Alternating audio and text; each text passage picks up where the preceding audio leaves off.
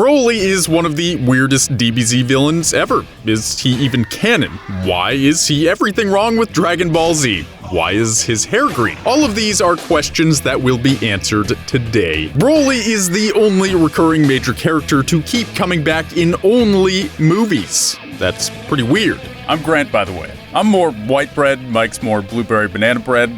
Great, but horrible when making sandwiches. I grew up on DBZ, one of the best breads of all time. Well, G Gundam was the first anime I ever saw. Dragon Ball Z was the first one to really give me goosebumps and make me sit in front of a computer for 8 hours and watch the Cell Saga and Android sagas on YouTube before Funimation knew that shady shit was going on. Over the years, I'd heard about Broly. I didn't watch his movies until my mid-20s, and yet Broly is the legendary Super Saiyan. It's in the title of the first movie. People loved him, maybe because he has green hair and lived on a super distant hardcore planet and wore a kinky choker controlled by his dad, and his pupils were optional and he always screamed, "Kakarot!" That's what I knew about him, at least. Only recently did I purchase a Blu-ray and dive into this weird character that never quite made sense to me. I needed answers! So if Broly left you scratching your head, if the newest movie confused you because it totally pretended the previous 3 movies never happened, if any part of you ever wanted a bow tied on the enigma that is Broly, then open that pretty little mouth of yours and let me regurgitate my brain juices into your digestive system. Broly is a fascinating character, and most importantly, he's everything wrong with Dragon Ball Z distilled into a single character. His hair is also green for very intriguing reasons. It's all true, and I'm gonna tell you why. Prepare yourself for Broly, the story you never knew. Damn it, Grant, you forgot the spoiler warning again. Hey, there's spoilers for Broly and some Dragon Ball Z Super. Watch out.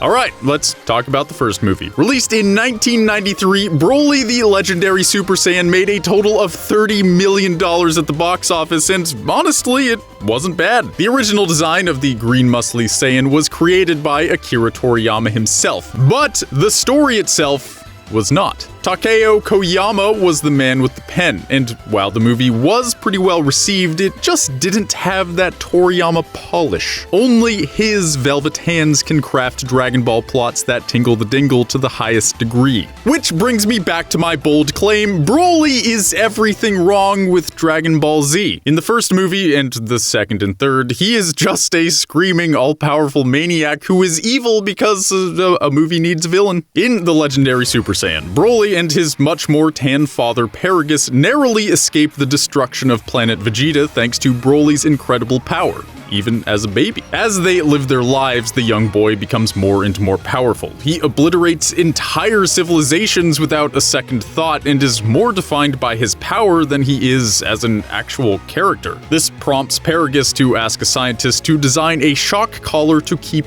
Broly at bay, like the ones you use to train your dog, but for the good of the universe.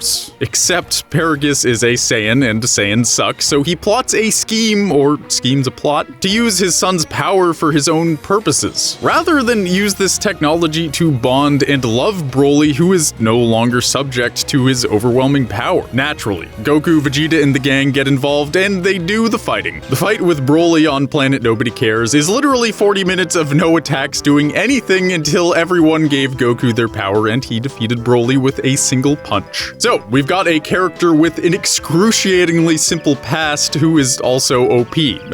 I don't know about you, but to me, Broly was built up as a badass from everything I'd heard from marketing and hearsay. He was the legendary Super Saiyan, for crying out loud, and yet his story is anything but legendary. Broly's backstory is overly simple. His power made him crazy, and his dad had to control him. His dad wasn't the best, but he's not bad enough to create a monster of this magnitude. A villain needs a reason to be a villain. Broly never got that. You could argue that his power overwhelmed him to the point that he was consumed by it. In fact, that was obvious. But then why did he save his father? If he is a pure harbinger of chaos, then why bother extending his hand and saving his dad. It doesn't make sense, and whatever story we do get that might actually explain this is incredibly limited. Broly is boring. Should have named him Borly. Look past the light shows and the screaming, and you have a villain who is evil for no reason. He's also incredibly powerful through no effort whatsoever, and ultimately can only be destroyed by brute force rather than brilliant strategy. This makes the fights predictable. What? Your kick didn't do anything? That's so weird considering you're fighting a super OP villain whose only interesting thing is how powerful he is. Knowing all this, perhaps it's fitting that in January 2019, the franchise got a new installment, a Broly movie. Yes, Dragon Ball Super Broly completely threw the first 3 titles out the window and reimagined the legendary Super Saiyan as a powerful boy tormented by his cruel father. Finally, there is a reason for this character's rage.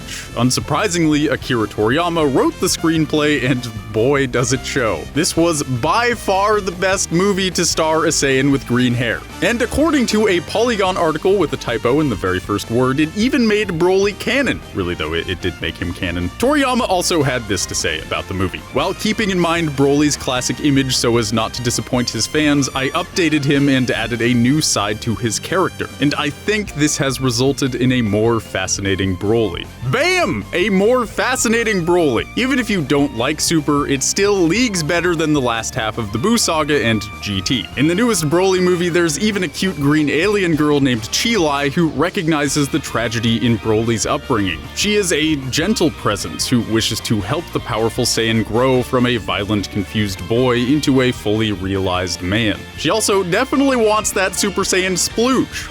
Can't blame her, despite a load from that guy probably resulting in a liquefied pelvis. Broly even confides in her and this cool orange dude with the cool beanie about how his childhood affected him. It was great, genuinely insightful. All this deep character interaction was a far cry from the original Broly, who was barely even a person and only had a one-word vocabulary. He just yelled and attacked and abused one of Dragon Ball Z's most criticized tropes of a villain who can only be killed by a mighty powerful energy blast. I never even got into Broly the Second Coming and Bio Broly, but he was even more simplistic in those, so there's no need to spend the time.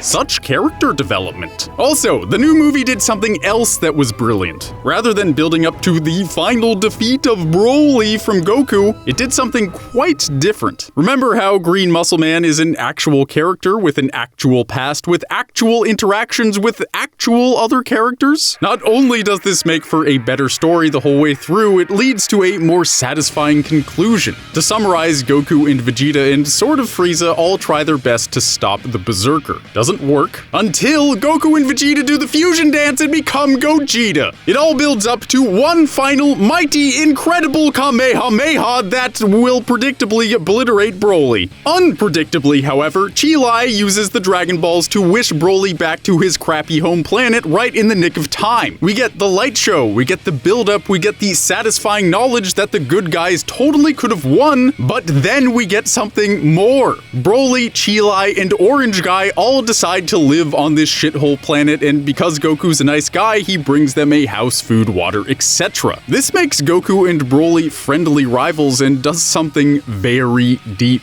See, this movie takes place after the Tournament of Power in Dragon Ball Super. If you haven't seen it, all you need to know is there's only a couple steps higher for Goku left to reach in terms of his power. When Broly fought Goku and Vegeta, they were both Super Saiyan Blues. The fact that Broly could defeat 2 Super Saiyan Blues until they fused, with only training from his weak-ass dad, means that Goku will have a training partner to hone his skills against for the rest of forever. He will always have a proverbial stone to sharpen his proverbial sword against. Not that sword, which reminds me, there's a lady version of Broly too. Kale! Spinach? Nah, it's Kale. I never knew I was so into butch women. Kale in Dragon Ball Super gave insight into Broly's character that was much needed. She is a female version of the legendary Super Saiyan from another universe who, like her male counterpart, cannot control her power. It's only when her sister shows her love that she's able to harness her gift and become more than a berserker. If only Broly's father in the first movie had been like Kale's sister. Perhaps he would have been kinder and more interesting. Kale experienced personal growth because of the characters around her. She became a better fighter not just because she got angrier and angrier, but because she bonded with someone who loved her enough to reel her in. And because Goku was kind enough to not immediately obliterate them.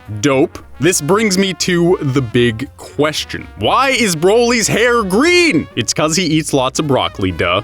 Like really though, it's super weird and they never explain it. I, however, have an idea. There's a point in the recent movie when Goku transforms into Super Saiyan Blue. As he's doing so, you can actually see some green swirling around him. This means a green aura is something anyone can tap into under the right circumstances. To understand what's going on here, we first have to understand how each form of a Super Saiyan is achieved. Your classic yellow Super Saiyans are achieved by means of anger. To become a Super Saiyan is to channel rage until it manifests as a paradigmatic shift in power. Then there's a Super Saiyan Blue, a form which channels the power of the gods. As Whis teaches Goku and Vegeta in Super, this is achieved not through rage, but rather through focus and tranquility. This paradigm shift was not achieved with more screaming, but rather with something far more subtle. Such is the way of the gods. And now, I will ask an important question. Have you ever noticed that yellow and blue make green? Also, don't you find it odd that this green Super Saiyan is far more powerful than two Super Saiyan Blues? Goku and Vegeta had to fuse to beat him, for crying out loud. So then what if this legendary Super Saiyan of green hue is a seamless combination of original Super Saiyan and Super Saiyan Blue, a form that multiplies these yellow and blue forms together? How would such a form be possible, you might ask? You may recall a story you never knew on Goku Black I made on Treesicle a while back. In it, I go into the mindset of Goku Black and how his anger that causes him to be evil isn't anger we humans can relate to. When humans get angry, our thoughts become fragmented. It's hard to tell what's really going on sometimes. Have you ever got into a heated fight with someone you care about only to not quite remember how it devolved so deeply? Maybe in the midst of your anger towards another, you barely remember the core of the argument, and things have just become one petty grievance after another. An argument about not spending enough time together somehow turns into how you're baked all the time, and then you tell her her taste in Netflix shows is boring, and then she says you're disrespectful, and then you counter with the fact she's too sensitive. Point is, these are fragmented thoughts. This anger is impure and not worthy of the gods. Because if you were a god, you would always know exactly what the argument was about. You wouldn't get caught up in each step of the argument and forget how the hell you ended up proclaiming that romantic comedy is a stupid genre. If you were a god, you would be mad, but you would have the focus and collectedness to act out in a way that did not devolve into a confusing spiral. The key word is clarity. A god can be furious and clear-headed at the same time. They sure are impressive and contradictory. Point is, if you aren't a puny average mortal, it's possible for focus and even tranquility to coexist with anger at the same time. Broly's yellow mixed with blue is fictional proof of that. Yes, he becomes so enraged that he loses himself, but in a backwards way, that's the way of the gods. Dragon Ball is absolutely dripping with Buddhist themes. We've talked about it in plenty of our videos. Agree or disagree, Buddhism teaches us that to become enlightened is to dissolve your ego, to lose yourself. Really, Broly's anger during his transformation is such unapologetic, unobstructed, continuous douche-nozzliness that he ceases to have an identity. He is his rage. In that moment, he has accepted his rage so deeply that he reaches a demonic enlightenment that is eerily close to true contentment. There is no doubt in this hellish mindset. There is even unbound clarity. The next move is always to kill. to destroy. No exceptions, no nagging voice to question it. It is hauntingly blissful. That's why rage and tranquility can coexist, and that's why I believe Broly's green transformation is an angry Super Saiyan and a calm Saiyan god fused into one. Funny how a hint of green on Goku can lead to such an idea. That's the brilliance of the new Broly movie. It gave us a character we can actually relate to and threw in some subtleties we could sink our teeth into. That's the story of Broly. The story you never knew. That's my take on Broly. What'd you think? Let me know down below if you have your own take on why Broly's hair is green. I've had a lot of questions about this character over the years, and I think it's really cool I was finally able to dive into it and get some answers. I was pleased. I hope you were too. And hey, if you liked what you saw here, I would love you gently if you supported us on Patreon. And even if you didn't, I'll still love you. Love you gently. Speaking of which, shout out to Leo, our lucky patron of the week. Leo, thank you so much, buddy, for supporting our channel and making this crazy show possible. With that, thank you so much for watching. I'm Grant, and you have a good day.